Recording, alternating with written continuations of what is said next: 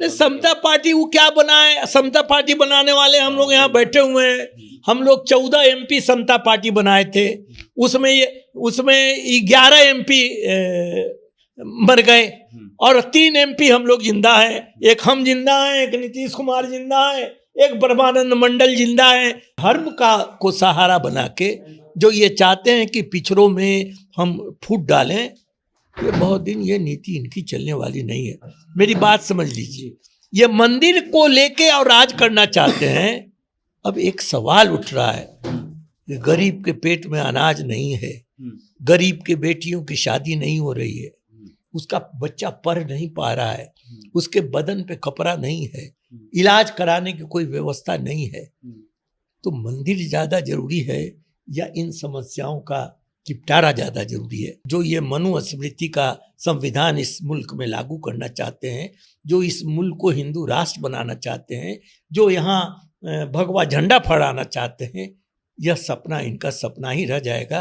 ये सपना कभी पूर्ण होने वाला है कि ये मुल्क गांधी और अंबेडकर का मुल्क है, और इस मुल्क आज़ादी की लड़ाई में जो गांधी का सपना था कि हम यहाँ न कोई छोटा होगा, न कोई बड़ा होगा, न कोई राजा होगा, न कोई रंग होगा, हम एक बराबरी का एक माहौल और समाज बनाएंगे और आज़ादी इसी के बदौलत हम हासिल करेंगे। तो RSS भी आज़ादी चाहती थी, लेकिन उसका था कि देश आज़ाद हो तो हमारी शर्तों पर हो। बिहार का बच्चा बच्चा, बिहार का कोना कोना, पत्ता पत्ता इस बात से वाकिफ है। तो सब जगह तो उनकी चल गई, लेकिन बिहार में चलने वाला नहीं है। जात के नाम पर, पद के नाम पर जो वो मंडल के चाहने वाले लोगों में जो बिखराव वो लाना चाहते हैं। बिहार गांधी की कर्म भूमि है और बिहार जानता है कि भारतीय जनता पार्टी महात्मा गांधी का जो आदर्श था, महात्मा गांधी की जो सोच थी, महात्मा गांधी जो समता मूलक समाज बनाने की उनकी कल्पना थी, महात्मा गांधी जो ये उनका जो दर्शन था कि इस मुल्क के 4 बेटे हैं, हिंदू, मुस्लिम, सिख, ईसाई, और जब तक इन चारों बेटों में प्यार, मोहब्बत, अपनापन रहेगा, इस मुल्क का कोई बाल बांका नहीं कर सकता है। सम्राट चौधरी को प्रदेश अध्यक्ष भाजपा का बना दिया गया। इसको लेकर के एक बहस चल रही है कि क्या उत्तर प्रदेश में जिस प्रकार भाजपा ने स्वामी प्रसाद मौर्य को, माफी चाहेंगे, केशव प्रसाद मौर्य को आगे करके जो है वो भाजपा ने 2016 में उनको प्रदेश अध्यक्ष बनाया और 2017 में उन्हीं के नेतृत्व में चुनाव हुआ। लेकिन जब CM बनने की बात आई तो योगी आदित्यनाथ, जो उस चुनाव से उनका दूर दूर तक कोई रिश्ता नहीं था, उनको CM बना दिया गया। क्या यही चीज बिहार में भाजपा जो है रणनीति बना रही? हमारे साथ बिहार सरकार के पूर्व मंत्री और RJD के बड़े नेता वृषिण पटेल साहब हैं। क्या इसी ट्रैक पर भाजपा काम कर रही है सर कि कुशवाहा का वोट लेने के लिए सम्राट चौधरी को तो आगे किया जा रहा है, लेकिन जब CM बनने की बात आ गई तो गिरिराज सिंह या और कोई जो उनको सूट करते हैं नेता भाजपा को, उनको बना दिया जाएगा? देखिए नहीं, ये तो उनकी एक सोची समझी चाल है कि पिछड़ों में सेंधमारी कैसे की जाए। और आपने उत्तर प्रदेश के बारे में आपने कहा, हमको नहीं लगता है कि जो इनकी सोच है कि हम पद के नाम पर पिछड़ों में सेन लगा पाएंगे, इस बिहार की भूमि पर वो संभव नहीं है। ये बिहार गांधी की कर्म भूमि है और बिहार जानता है कि भारतीय जनता पार्टी महात्मा गांधी का जो आदर्श था, महात्मा गांधी की जो सोच थी, महात्मा गांधी जो समता मूलक समाज बनाने की उनकी कल्पना थी, महात्मा गांधी जो ये उनका जो दर्शन था कि इस मुल्क के 4 बेटे हैं, हिंदू, मुस्लिम, सिख, ईसाई, और जब तक इन चारों बेटों में प्यार, मोहब्बत, अपनापन रहेगा, इस मुल्क का कोई बाल बांका नहीं कर सकता है। बिहार का बच्चा बच्चा, बिहार का कोना कोना, पत्ता पत्ता इस बात से वाकिफ है। तो सब जगह तो उनकी चल गई, लेकिन बिहार में चलने वाला नहीं है।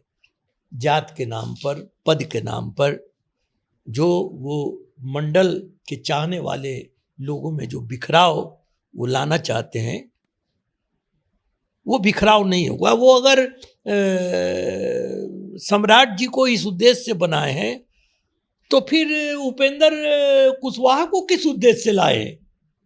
तो अब तो ये उपेंद्र कुशवाहा को भी सोचना पड़ेगा और सम्राट जी को भी सोचना पड़ेगा कि सम्राट जी को उसने क्या कहा और उपेंद्र कुशवाहा जी को उन्होंने क्या कहा। लेकिन सर मायावती, काशीराम, मुलायम सिंह यादव और जो अजीत चौधरी थे, उनका भी एक धड़ा कहा जाता था कि बहुजन की राजनीति उत्तर प्रदेश में होती है, लेकिन बहुजनों को अच्छा खासा वोट जो है वहाँ उत्तर प्रदेश में योगी आदित्यनाथ को इस बार भी मिला, हालांकि अखिलेश ने अच्छा परफॉर्मेंस किया। तो क्या ये स्थिति यहाँ पर नहीं हो जाएगी जिस प्रकार वहाँ पर हुआ? नहीं, देखिए ना, स्थिति क्या हो जाएगी, स्थिति तो भारतीय जनता पार्टी का कब्जा हो गया इस मुल्क पर। यही अपने आप में एक आश्चर्य की बात है कि ये मुल्क गांधी और अंबेडकर का मुल्क है और इस मुल्क आज़ादी की लड़ाई में जो गांधी का सपना था कि हम यहाँ न कोई छोटा होगा न कोई बड़ा होगा, न कोई राजा होगा न कोई रंक होगा, हम एक बराबरी का एक माहौल और समाज बनाएंगे और आज़ादी इसी के बदौलत हम हासिल करेंगे। तो आरएसएस भी आज़ादी चाहती थी, लेकिन उसका था कि देश आज़ाद हो तो हमारी शर्तों पर हो कि ये मुल्क आज़ाद हो जाए तो इस राष्ट्र को हम हिंदू राष्ट्र कैसे बनाएंगे, यहाँ भगवा झंडा कैसे लड़ा जाएगा, यहाँ पर मनुस्मृति का संविधान कैसे बनेगा। देश की जनता ने इसको नकार दिया था। तो आप कह सकते हैं कि मनुस्मृति पर बाबा साहब भीमराव अंबेडकर का जो संविधान है वो ऑलरेडी विजय प्राप्त कर चुका है। और दूसरी लड़ाई जब आरक्षण का हुआ तो भी आप मालूम है कि मंडल कमंडल पर भारी पड़ा था। और आज जो ये लोग धर्म को सहारा बना के जो ये चाहते हैं कि पिछड़ों में हम फूट डालें, ये बहुत दिन ये नीति इनकी चलने वाली नहीं है। मेरी बात समझ लीजिए, ये मंदिर को लेके और राज करना चाहते हैं। अब एक सवाल उठ रहा है कि गरीब के पेट में अनाज नहीं है, गरीब के बेटियों की शादी नहीं हो रही है, उसका बच्चा पढ़ नहीं पा रहा है, उसके बदन पे कपड़ा नहीं है, इलाज कराने की कोई व्यवस्था नहीं है, तो मंदिर ज़्यादा जरूरी है या इन समस्याओं का निपटारा ज़्यादा जरूरी है? वो कह रहे हैं कि हम लोग राम के वंशज हैं और लौह कुश भी राम के ही वंशज थे, तो जाहिर सी बात है कि हमारे पास ही आएंगे, वो उनके नेता का कहना है। लेकिन सवाल ये एक कन्फ्यूजन है सर कि कुशवाहा समाज जो है वो सम्राट अशोक के वंशज हैं या श्री राम के वंशज? आप कुशवाहा समाज पहले ये यहाँ जो अर्जक संघ बना और अर्जक संघ में जो कुशवाहा लोगों ने एक प्रचार शुरू किया कि शादी ब्याह श्राद्ध भगवान इस सब को हम लोग नहीं मानेंगे, और बड़े पैमाने पर कुशवाहा समाज में भी ये इन बातों के खिलाफ एक अभियान चलाया। तो मत जाइए, जो भी वर्तमान है इस सूबे बिहार में बड़े पैमाने पर लोग अर्जक संघ, उन्हीं के जो कुशवाहा बिरादरी के लोग हैं, जगदेव बाबू का ये जो अर्जक संघ शुरू हुआ तो उनका ये समाज में बहुत नीचे तक ये बात।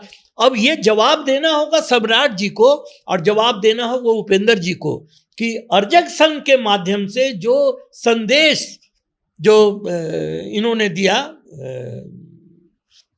क्या जगदेव बाबू ने, तो उस पर कौन अमल करेगा और कैसे आप अपने लोगों को उसके विरुद्ध ले जाइएगा? तो जयंती भी नहीं मनाते हैं, आपने जयंती मनाई, उन्होंने तो जयंती भी नहीं मनाई। नहीं, सम्राट चौधरी ने नहीं मनाई जयंती, सम्राट चौधरी ने नहीं मनाई, उपेंद्र जी ने तो मनाया। हाँ। और भीतर से ये कहते भी हैं। तो भाई अब ये कहते हैं लवकुश, तो कौन है लवकुश? इधर नीतीश कुमार उनसे अलग हैं और आप उनसे अलग हैं, तो आप क्या, ये भी आपकी बात समझ में नहीं आ रही है।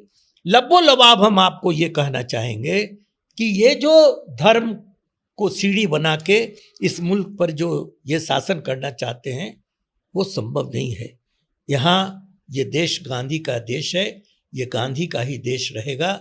और ये जो सबकी आड़ में जो ये मनुस्मृति का संविधान इस मुल्क में लागू करना चाहते हैं, जो इस मुल्क को हिंदू राष्ट्र बनाना चाहते हैं, जो यहाँ भगवा झंडा फहराना चाहते हैं, यह सपना इनका सपना ही रह जाएगा।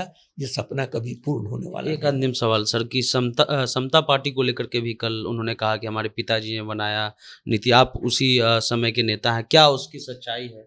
नहीं, समता पार्टी वो क्या बनाए? समता पार्टी बनाने वाले हम लोग यहाँ बैठे हुए हैं। हम लोग 14 MP समता पार्टी बनाए थे, उसमें 11 MP मर गए और 3 MP हम लोग जिंदा हैं। एक हम जिंदा हैं, एक नीतीश कुमार जिंदा है, एक ब्रह्मानंद मंडल जिंदा है, यानी वो बिछावन पे हैं लेकिन वो अस्वस्थ हो गए हैं। तो आप कह सकते हैं कि राजनीति में 14 में 2 आदमी हम लोग सक्रिय हैं और दोनों अभी गठबंधन में हैं और हम दोनों अभी स्वस्थ हैं और आगे भी लड़ाई लड़ेंगे। चलिए, तो बृषिन पटेल ने साहब जो है, चाहे वो समता पार्टी हो या लौह कुश समीकरण हो, उस पर जो है दिल खोल करके अपनी बात कही और उन्होंने कहा कि जो स्थिति पहले हुआ था, जो उत्तर प्रदेश में हुआ था, यहाँ पर नहीं होने देंगे। ये गांधी और अंबेडकर का देश है और उसी को हम लोग जो है वो मानकर चलेंगे। फिलहाल आप जनता जंक्शन देख रहे हैं।